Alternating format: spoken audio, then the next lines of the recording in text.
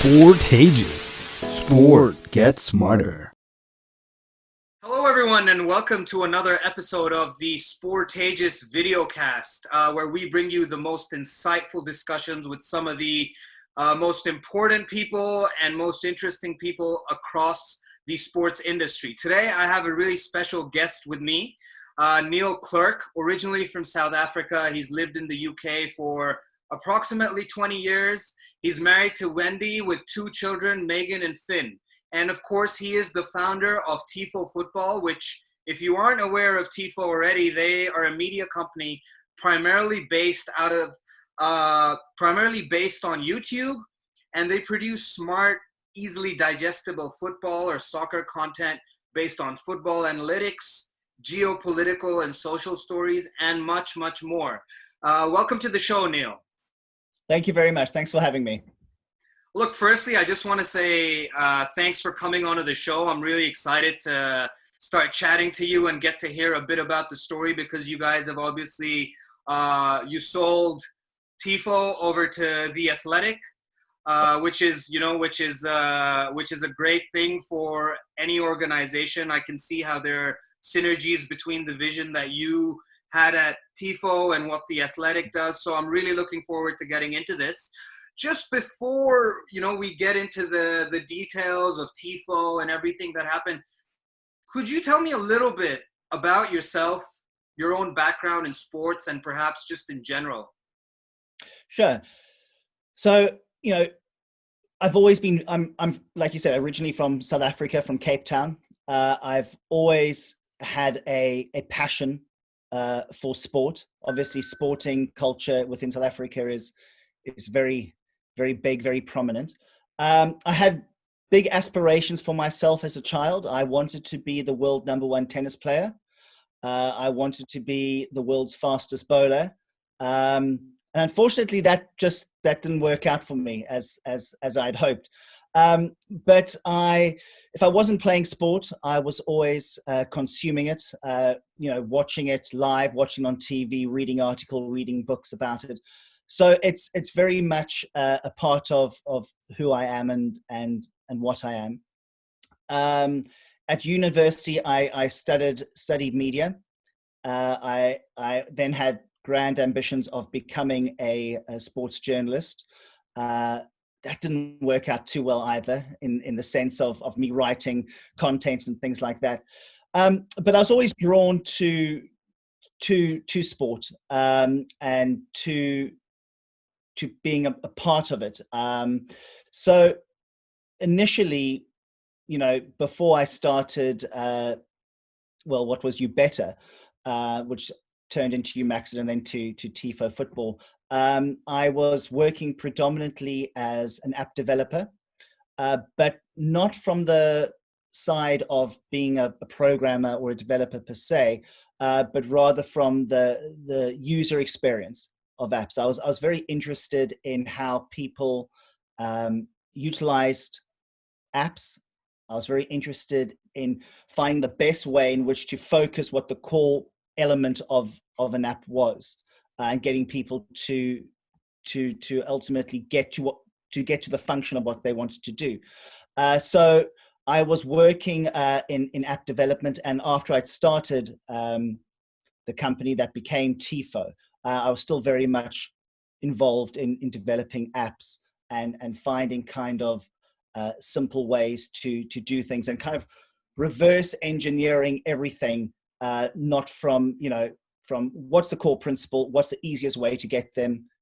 Developmentally, it's not necessarily the best way, but the user experience is what's key. And I think that's a theme, I believe, that's run through Tifo, or to Tifo, through all the precursors to it.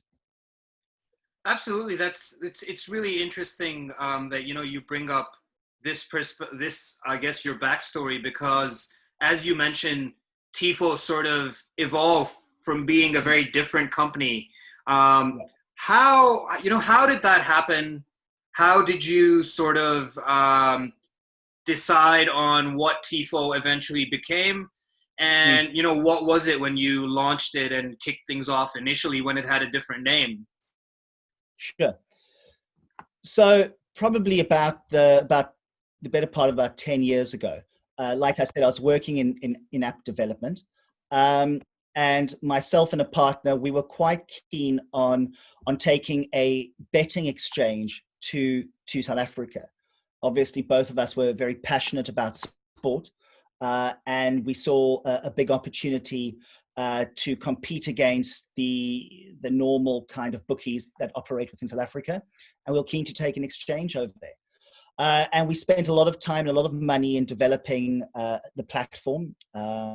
And to cut a long story short, what ended up happening is it all kind of fell flat due to changes in legislation.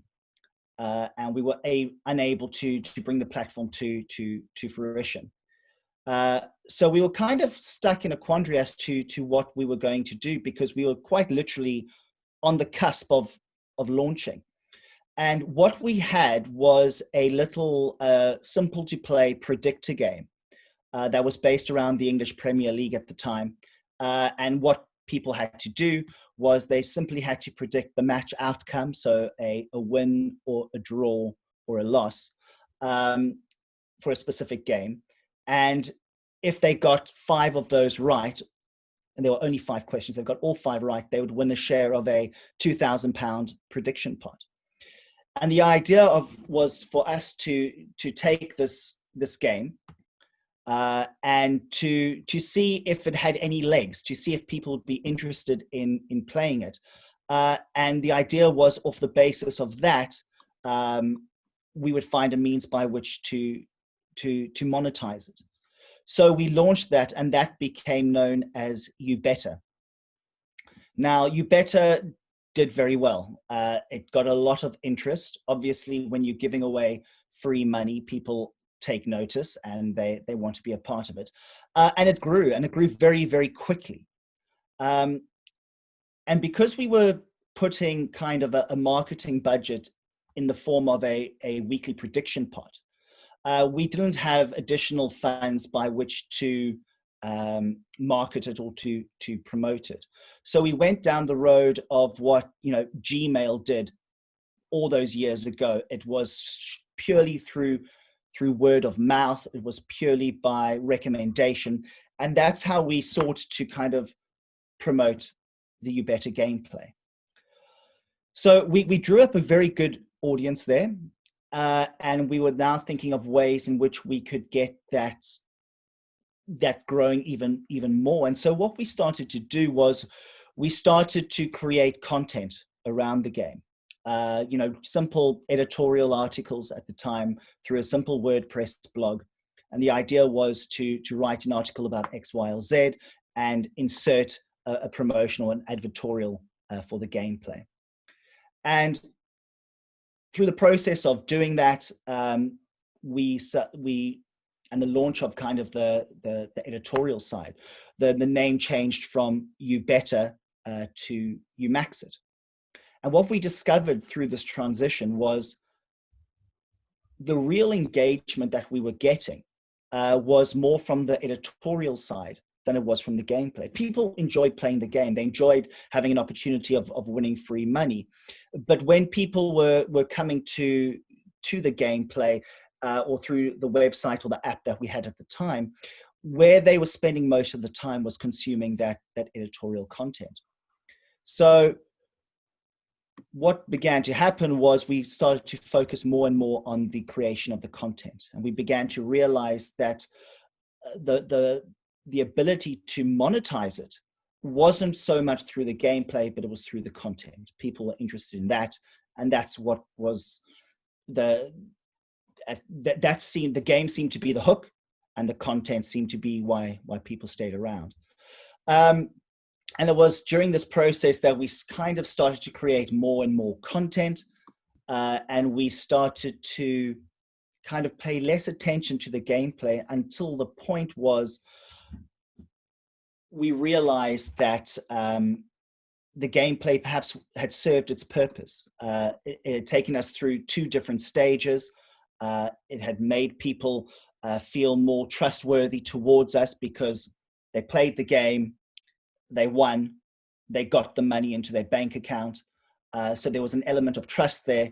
And I think that trust kind of jumped over, if you will, into the content side. They were more willing to listen or to try and understand what we were saying on the content side because we had this history.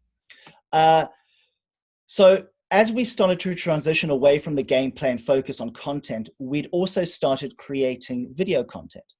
And our creative director at the time, Joe, he'd come forward with an idea in relation to taking those scripts, or not those scripts, taking those pieces of content that we'd created in those early days, turning them into scripts and creating an animation to go alongside them as a visual exercise. And we went ahead with doing that, and they became exceptionally popular. And obviously we launched that onto YouTube. We'd previously tried other things on the YouTube channel, kind of live action footage and things like that, more with a comedic slant, but it hadn't quite worked. But this kind of took it to that next level. And so as we started to transition away from not just the gameplay, but even the editorial content now was starting to transition into video, we kind of changed the name to Tifo Football to kind of better reflect what we were all about and what we were doing. So really, I think, one of the successes that we had was that we started off as something completely different. We didn't have a kind of a preconceived idea as to what we would necessarily become or how we would necessarily monetize what we were doing. Our idea was, and it goes back to almost the days when I was creating apps, was, if you've got a good product or you provide a good service and people want to employ you for that purpose or want to utilize your service for that purpose, the ability to monetize will come. It's secondary. I think so many people, they spend so much time thinking of an idea, finding a gap or an angle in the market and thinking, right, well, this is the gap and this is how we're going to monetize it, that they spend a lot of money in launching and building this product or this service, and they launch, and as is true in life, things don't go according to that business plan, and suddenly they don't know how to pivot. And I think what we had done way back when allowed us to adapt and to pivot and to take lessons and to learn from them and to move quite quickly and quite decisively. I don't believe Tifo would have become Tifo and be where it is today if it hadn't been for Umaxit, if it hadn't been for You Better. And I think they all play into one. So unfortunately, I'd love to say that there was an idea on day one for Tifo Football, and we saw an angle, we saw an opportunity. But that only came well down the line after 1, 2, even 3 different iterations of what we were doing. But through each step, we were able to grow an audience organically and authentically. We were able to develop a sense of trust with our viewers. And because of that, when we did pivot, when we did change or adapt, we could take them along with us because they trusted us and they liked what we were doing. I think that's very important. Yeah, absolutely. I mean, I think that's the general go-to, right? When it comes to startups and organizations that kick off, you never end up where you thought you were going to be. Even with the case of Sportageous, we were a bunch of mates writing a blog, and here I am doing a video interview with you. So it's gone a long way. So I can definitely relate to that to an extent. But what I was interested in, Neil, was, how you touched on the user experience or the UX that you had obviously significantly spent a lot of time on prior to launching what became Tifo. How did that sort of assist in adapting and growing and sort of also scaling Tifo in the long run? So those experiences that you gained there, I know you touched on it a little bit, but if you could elaborate a bit more in that context, just for myself and the viewers. Yeah, I think in terms of the different stages. So when we first started YouBetter and we developed the gameplay, we were very much focused at that point on making the process of understanding how to play the game simple. Simply predict 5 match outcomes: home win, draw, or away win, and you win a share in 2,000. Very short, very concise. And we wanted that to be matched by the functionality of the app. And the app, when it initially started, was quite literally, you open the app, you registered, first name, last name, email address, password. That was it. There was no gimmicks in that. It was 5 screens, and you chose A for a home win, B for a draw, or C for an away win. At the end of selecting those 5 screens, you were given a kind of a listing of what your selections were, and that was it. That was the end of the app. It had one function and one purpose. So in those early days, it was kind of saying, right, well, how do we get across verbally what we're going to do? Simple. How are we then going to take the process and the function of that within the application and make it as simple as possible? And I think that notion of simplicity and focus of what the person is doing or what you want that person to do is front and center. When we transferred over to YouMaxit, and we started to create editorial content, even from the very beginning, we were very keen on focusing on the fan of football rather than the football fan. We wanted to get away from that 24/7 news cycle where the majority of media sit. We wanted to get away from that concept of trying to be first to break a story. We'd rather come in later with all the facts, presented in a neutral way, and let people and viewers make their mind up or make their decisions. So as we transferred from YouBetter to YouMaxit, there was this focus always of trying to be very neutral, trying to be very patient with the information, and I think what happens is when you're patient and you're not striving to be the first, you take away, for the most part, not always, not necessarily 100%, but you certainly take away that notion of opinion, because I think there's just too much opinion, and there's too many people have an opinion when perhaps they really shouldn't have an opinion. You don't have to have an opinion of all things, and you don't always have to be right. But I think it was always very much that focus of finding the opportunity by which you could tell a story or provide facts in a manner in which it was very clear, very concise, and kind of very much done when the emotion, those first 48 hours had been taken out of the equation. Because I think that's when you can have a proper conversation, or you can put forward a thought or an idea, and that's what we took when we went over to Tifo. We wanted to provide, I think, what everybody wants, whether it's in the sporting realm or the business realm or any kind of vertical. I think what people ultimately want is they want to be informed. They want to read something or watch something that when they've finished the final page, or they've switched off the television or YouTube or whatever it is, they feel richer for that experience. They feel, right, that me watching that or reading that has fulfilled something in me, and I can now go on and I can watch the game, or I can read this article now or this book now, and I can appreciate it more because I know that little bit more information. And it's that idea that I know a lot about football, but I don't know so much that I can't learn more.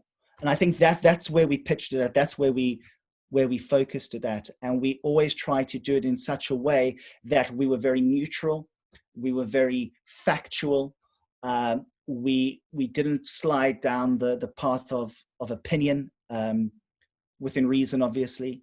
And we allowed people to make up their own minds. And I think one of the strengths of that comes back also from, way back when, kind of developing apps and things like that. And one of the best pieces of advice I was given when I was doing that was, don't try to impress everybody. If you're going to create something or build something, don't do it with the belief or the push to create something that everyone's going to be happy with. One, because that's never going to happen. But if you're going to create something like that, you're going to have a very compromised, lukewarm product or service. In fact, when people, love it or hate it, you're doing something right, because you are generating a reaction from it. And people are always going to dislike something, or people are always going to have an opinion on something, for a host of reasons. Some of it might be quite valid and sound, but a lot of the time it's easier to be nasty than it is to be nice. And I think we've taken that through. We've always been the case of, some people loved the gameplay, some people hated it. Some people liked the editorial content that we produced, some people didn't. I remember when we launched Tifo and the illustrations, some of the illustrators would get quite upset initially. Very early days, when people go, "Oh, the illustration here is rubbish. It's awful. What is this? My 5-year-old nephew can draw this." And I always said, it doesn't matter. It's don't take it personally. People are always going to find something to complain about. But I think, if you stick to your principles and you focus on what you're trying to achieve, rather than trying to please everybody, I think that is something that's very important. I think that's something that we carried throughout our journey from You Better all the way through to Tifo. I think that's wonderful, and I really love that line, that you wanted to create something that was not for a football fan, but rather for a fan of football. And Yeah. just from what you've sort of shared there, a lot of the values that you guys have are what we're trying to grow at Sportageous, such as challenging that whole idea of rumors and memes within sports media and the likes. I guess what I sort of then wanted to ask you was to touch a little bit more around that side of things. So, you mentioned that the idea was to move beyond that daily news cycle. Why do you think that is so important in today's day and age? I mean, personally, when I look at, I won't take names, but when I look at a lot of sports media platforms and news websites and whatever so it may be, I think I can go through, somewhere like Instagram, probably through 100 posts on a specific sports hashtag without learning anything. And Tifo, for me personally, before we ever got in touch or anything, was one of those. I had hit the bell icon on YouTube, so I was actually getting the update every time a post you guys posted a new video. So tell me why you guys, keeping that vision in mind, why was it so integral to you to sort of move beyond that space, and why do you think that's important for a lot of, I guess, up and coming sports media platforms, whatever medium they choose to use? I think it's not a unique idea, or it's not, we're not reinventing the wheel. Yeah. I think if you stopped 100 sports fans on the street, and you ask them what kind of content they want to consume, or what they perhaps dislike about the modern sports coverage or medium, I think a lot of them would have the same frustrations that you do and that I do, which is that the sport is dictated to, I think now, by the TV schedule. It's dictated to by the immediacy of content, and that is in part due to the underlying monetization methods of it. But everybody wants to be first, and a lot of money has been spent by stations, by conglomerates, in getting the rights to the Premier League season, for example. And they've got to make that their prime focus. And I think what they do as a result of that is whatever match is next, that is their focus. They've got to build up as much and racket up as much attention for that game as is humanly possible. And I think you see that when you go for half an hour before the game starts. You have all the pundits sitting on the sofas, and they start talking. Now, some of these pundits, that you get good pundits, you get bad pundits. You get people who are very knowledgeable about the game, and you get other people who are just a big name and a big face. And I think, for the most part, I think most of them would love to be able to explain something. They would love to be able to go into more detail about X, Y, and Z. But they literally don't have the time. They've got half an hour before the game starts. So as a result of that, they fall back on cliches, on opinion. And when they do try to explain something, they either have because they have insufficient time, what they end up doing is they end up oversimplifying something, or what probably happens the most, overcomplicating something. Maybe they're trying to make themselves sound more intelligent. Maybe they don't know how to effectively break it down. And I think that's where the idea for Tifo had its kind of birth, was in this notion of, right, let's explain things. Let's explain things, and it doesn't matter if it's a tactical analysis. It doesn't matter if it is a geopolitical. It doesn't matter if it's a brief history of. But let us take the time that is necessary to explain something. If it takes 90 seconds, that's how long it takes. But if it takes 10 minutes, that's how long it takes. And let's give people the opportunity to explain something succinctly, but within the necessary time limits. And I think that's how we kind of birthed it through our tactical analysis, explaining what positions were, explaining certain player profiles, management tactics, formations, and things like that. And that became kind of the pillar of Tifo. But it comes about because whether you're reading the news, whether you're watching the news, and by news, I just mean media in general, they don't assign sufficient time to effectively educate people. And perhaps that's not their role. Perhaps that's our role, but that's not their role. Their role and their impetus is on getting people excited about what's coming next on the TV schedule. That's all they do. And when it's over, it's over.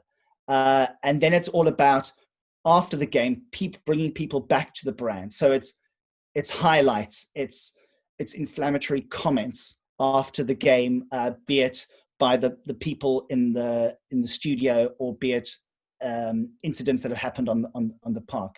It's about riling up the opposition teams. It's about creating division in order to get more clicks, to get more views, and it's something that we did not want to be a part of. And also, it was something that it was almost impossible to be a part of, because the amount of content you would have to spew out to get a foothold into that level, we simply didn't have the resource to be able to do that, and we certainly didn't have the funds available to be able to amplify and to boost and to purchase views or subscribers and things like that in order to effectively compete. So we needed to find another kind of battleground, if you will.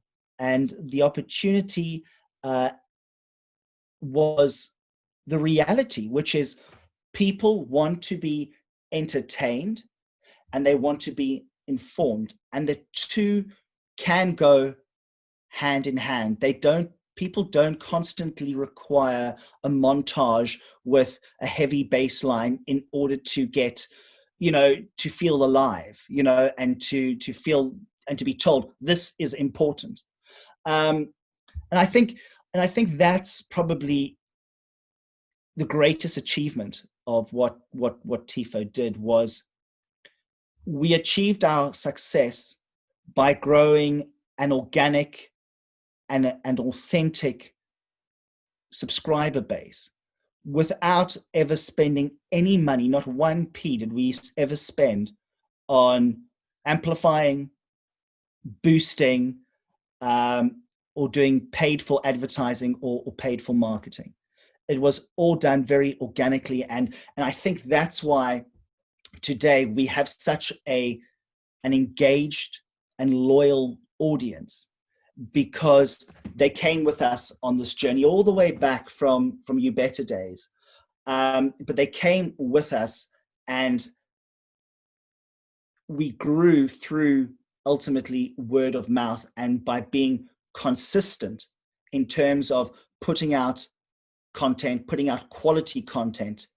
And people knew, right, on a Monday and a Tuesday and a Thursday, they were going to get a video, and on a Wednesday or whatever it was, they're going to get a podcast. And people appreciated that and enjoyed that and became part and parcel of what we do. So I think, why did Tifo ultimately take a step back away from the 24/7 news cycle? I just think it was the natural thing to do, and I think the majority of people think that way and want that. And I don't think it's something special or unique, or we didn't reinvent the wheel in terms of that. It was something that was very straightforward, and we just did it in a very honest and organic and authentic way. Sure. Well, when it comes down to, growing the organization organically, I feel like we could have done a whole video on that, because that is something that is so difficult. And, I personally can understand the amount of work and, the sort of reputation that you obviously built to be able to achieve something like that. In regards to the 24/7 news cycle side of things, what I really personally appreciated about some of the content that you guys did was, even when you took on things like transfer windows, you made sure that, the transfer stories were very, almost educational, where you would understand why said player moving to said club would potentially benefit them, or who the alternatives were. So that was something that I personally really appreciated. But on the other side, you guys did do a lot of geopolitical and social stuff, and some of that was quite controversial in the countries that you may have touched on. What comes to mind is, some of the content you did on Turkey and Turkish football. And look, I think we all know that YouTube comments are not it's not the best place for anyone to dig deeper than maybe like the first 10, from which, more often than not, those will probably be negative as well, full of vitriol. But I would imagine that, doing those pieces, like the ones on the Turkish clubs and their relation to political leaders and so on, would have, to some extent, did that ever sort of make you go, should we be doing this sort of stuff? Is this the direction we should continue going in? And why did you continue to do, I personally enjoyed it, but a lot of people didn't. So especially from those countries. So what was the thinking or the rationale around some of that? Well, I think quite simply, yes, we should be doing that content. I think that content is extremely important because there appears to be this absolute fallacy that, and it doesn't matter if it's individual people, it doesn't matter if it's the IOC, it doesn't matter if it's FIFA. I mean, these are very powerful people. But there seems to be this fallacy that sports and politics do not collide, or there should be no relationship. It's sport, it's not about politics. Well, football is nothing more, in my opinion, than the gamification of politics. That's what football is. You know, it's a means to the masses. It's a means by which to potentially control the masses if done intelligently. But also at the same time, football has this tremendous power to heal and to unite. And I think both of those sides, both of those extremes, need to be shown and done in a neutral, unemotional, factual way. Personally, I loved our Geopolitics. They were my favorite videos. For the majority of them, we worked with James Montague, who is just fantastic. There's nobody. He's the Indiana Jones of football. There's nowhere where he hasn't been and things he hasn't done, and his knowledge is second to none. And I feel that those were very important. And I think, yes, we did geopolitical videos. We did social videos. We also did a lot of content relation to the financial running of club, the business of football. And I think we were one of the first to do that on such a scale. You know, newspapers and other channels, yes, occasionally they post something about the financials or about what's happening in the boardroom. Our take was, right, we're going to take a step back from what happens on the field for 90 minutes, where if you look at football content, 99% of the focus is. We're going to take a step back from that. And rather than looking at football, we're going to look at the wider football world through the prism of football. We're going to look at society or social issues or geopolitical issues through the prism of football. And by doing that, by stepping away from the field, by stepping away from that 24/7 news cycle, we were able to go, right, let's look at the tactics, but not necessarily related to a specific game. Because what's the point of looking at the tactics of a specific game? Because there are so many incidents that occur within a game that it fundamentally flaws that analysis. You know, someone gets sent off, there's a substitution, there's a penalty, there's climatic conditions, there are things that have changed. So it goes back to what you were saying a little bit earlier, is the idea that we wanted to do was we wanted to create content that was going to be evergreen in nature. We wanted to create content that people would be able to consume today and in a fortnight's time and in 3, 4, 5 months' time and still get the same enjoyment out of it. So when you mentioned about the transfer things, you know, everybody jumps on, oh, what's going to happen with player X, player Y? And it's all big names. And we wanted to show, well, you know, that's not really reflective of what's happening for the vast majority of football clubs. The vast majority of football clubs have analytics departments, they have recruitment officers, they have scouts, they are looking at a wide variety of players. They're thinking about the kind of football that they play, the kind of football players that they'll require to continue to play that style. They've got budgetary constraints. You know, there are so many different aspects. And what we wanted to do was we'll say, look, let's just take away the 24/7 style and let's create content that's evergreen in nature and that really understands and shows an understanding of what's really happening behind the scenes. And I think going back to what you were saying, that the geopolitical stuff is so important to football, because football clubs now, they're not run by millionaires, they're run by billionaires. Mhm. And they're not just run by billionaires, they're run by trillionaires. And those trillionaires happen to be people sitting in boardrooms and in centers halfway around the world, be it in the UAE, be it in Saudi Arabia, be it in China, be it in America. And they have and I think when countries start buying football players, when countries or state-owned things like Gazprom start to become the mainline sponsor in Champions League football, you've got to scratch your head and say, why? Why are they doing it? Why does the average football fan care about a oil company in Russia?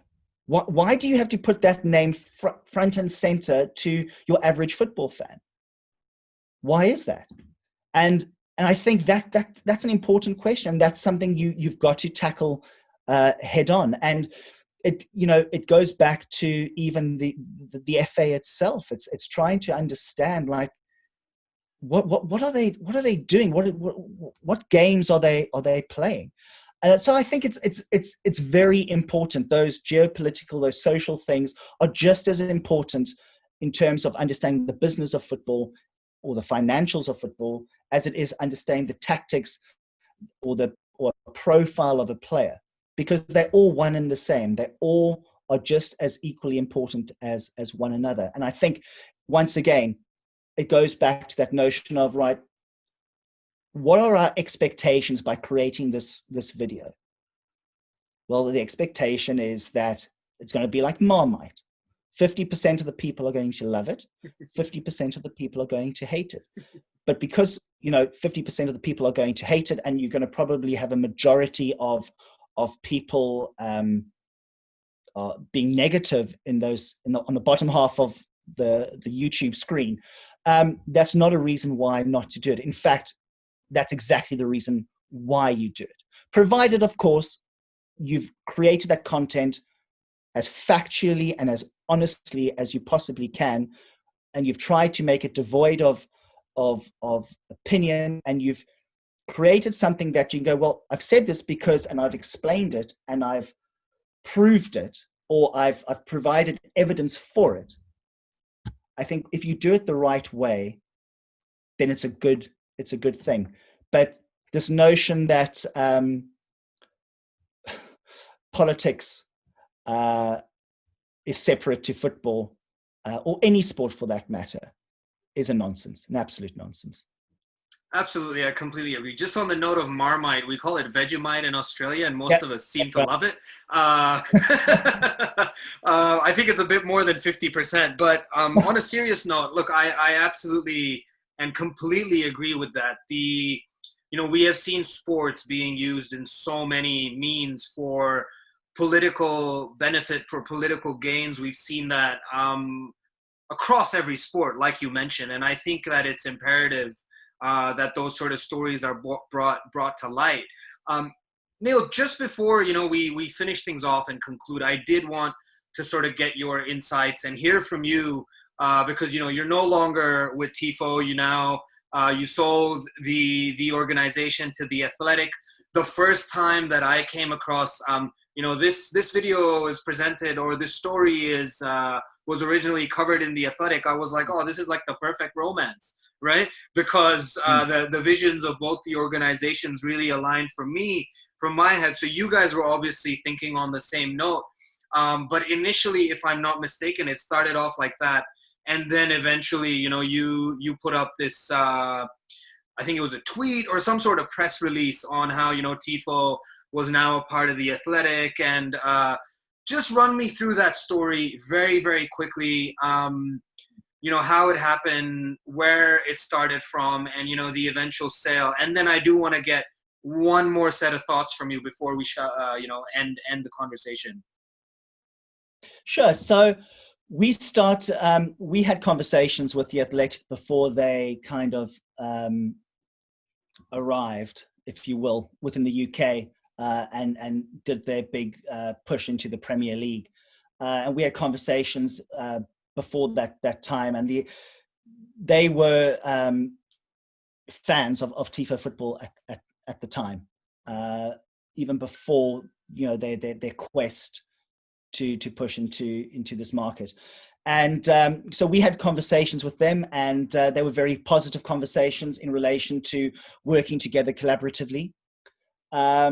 We then spent, I think it was probably the better part of 9 months working with them. And like you said, what we did was we took their original editorial pieces of content and we turned them into scripts, and then we illustrated them.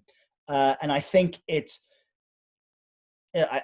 worked very, very well. I think what we liked about The Athletic, and what we like about them to this day, is they have very much the same idea or ideology that we did, in which they put their fans first. What they want to do is they want to provide content across a broader spectrum than we did at Tifo, but they want to provide content to all of their subscribers and consumers at a higher level than what is, less fluff, more informative content, to the point, honest, authentic. And I think that's something that we could relate to very well. And our relationship, our working relationship went well. We created pieces for them. They sponsored our podcast. And ultimately that relationship grew, and it became a case of them inquiring as to whether we would be open to discussing a purchase. And I think at that time, on the one hand, I wasn't considering selling Tifo at that point, but we had arrived, I think, at a crossroads where we wanted to hopefully take Tifo to the next level. And the reality, and most independent media brands will know this, is sometimes to take that next step requires a lot of investment. And the money that we were bringing in would not be sufficient. Up until that point, I had self-funded Tifo, and I wouldn't be able to continue doing so at that need and that requirement. So when we came to this, this opportunity to discuss things with The Athletic, we were at a crossroads whereby we either needed to go and look for funding, or we needed to sell up. And that's why we took the conversation. And there were lots of conversations. It took a long time to come to fruition. But I think one of the main reasons why we ultimately did sell to The Athletic is because we believed, one, that they would have the ability to allow Tifo to take those next steps in their evolution. But more importantly than that, I think they would also be a company that would be willing to retain the legacy of Tifo, because it was fundamentally the same as their own ideology, if you will, and the same their mission in terms of providing quality content to their subscriber base. So it was a very good match. I think, ultimately, if you were to have written down in a list 3 companies that you would want to sell Tifo to, The Athletic would certainly have been on that list. So I think, when you take away the emotion from it, obviously saying the company something you've built from the ground up, and taken the better part of 10 years to do so, to sell it was, emotionally the more difficult thing to do, but it was, I believe it to have been the right thing to do. Sure, absolutely. And look, I think just a final question, Neil, before we conclude the conversation. You're obviously back on essentially the market. You've done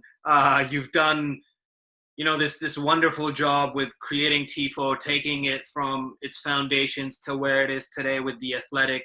You're obviously looking to get out. That's how we got in touch. You reached out to me, and it was great because I've been following Tifo for a while, so I was like, oh, this is a pleasant surprise. But look, I'd love to sort of get a sense of what you're looking into in the future, what you're up to now. Do you have any future plans? If you want to perhaps use this platform to share, what you're up to next, or even reach out to anybody, over to you. Yeah, I think right now I'm enjoying a bit of a break.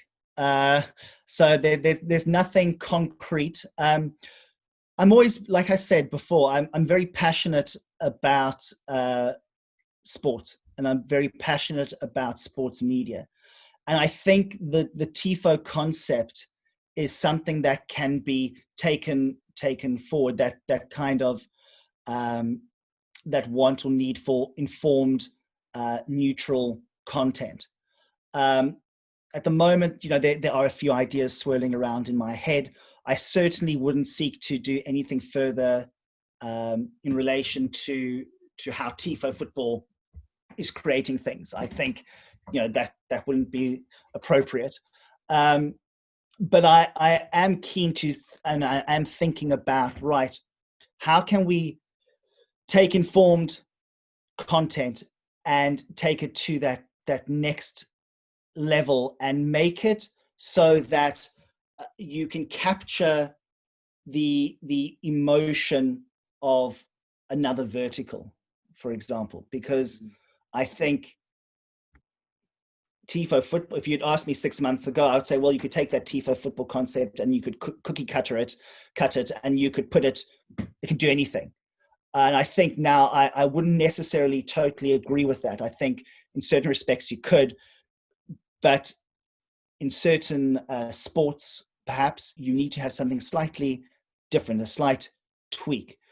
So there are a few ideas running around in my mind regarding that. I'm on LinkedIn, I suppose, and I'm very keen and always willing to talk to companies and to assist them and to consult and to just give general advice, because I enjoy that.